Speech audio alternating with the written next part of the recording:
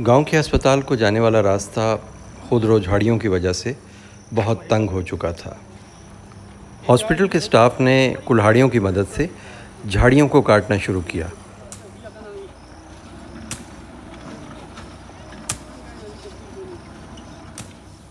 Hospital की तरफ जाने वाला रास्ता तंग होने की एक और वजह भी थी। गांव के लोग कूड़ा करकट इस रास्ते के अतराफ में फेंकते थे, इसलिए बहुत बड़े बड़े गंदगी के ढेर यहाँ पर बन चुके थे, जिन्हें आसानी से हटाया जाना मुमकिन ना था। इसलिए एक रूसी ट्रैक्टर मंगवाया गया।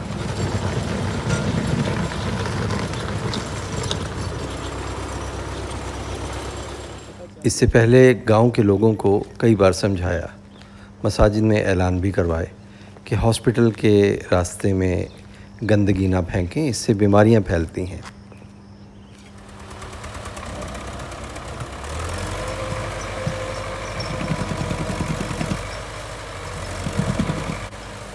लीजिए, रूसी ट्रैक्टर भी दलदल में धंस चुका है।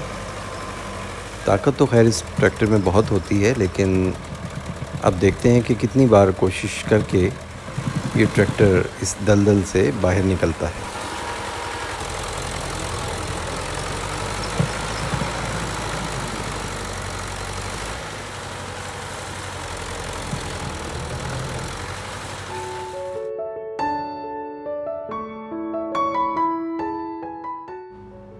करीबी गांव में होने वाली वैक्सीनेशन के प्रोग्राम को मॉनिटर करना था, सो हॉस्पिटल से एक सीनियर स्टाफ मेंबर को साथ लिया और करीबी गांव की तरफ रवाना हो गए।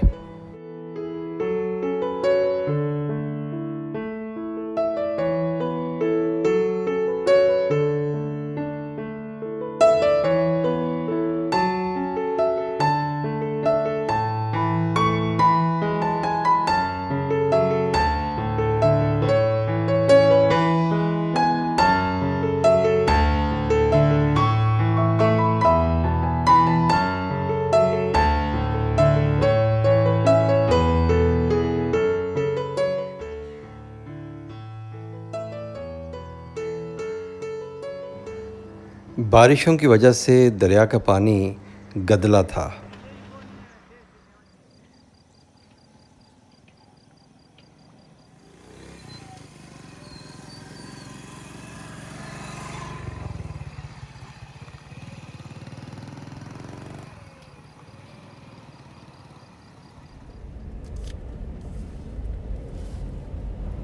हॉस्पिटल का रास्ता कुशादा हो चुका था।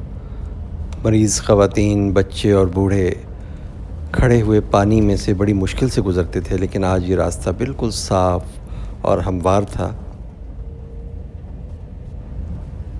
अब यहाँ से एम्बुलेंसेस और गाड़ियाँ भी बहुत आसानी से गुज़र सकती हैं।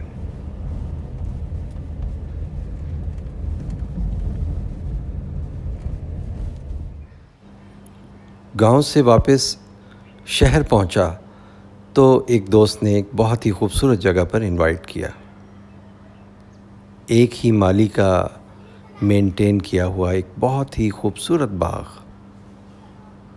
इंतहाई दिलफरेब नज़ारे, हसीन पौधे, दरख्तों की कतारें, फुटपाथ, बैठने की जगह,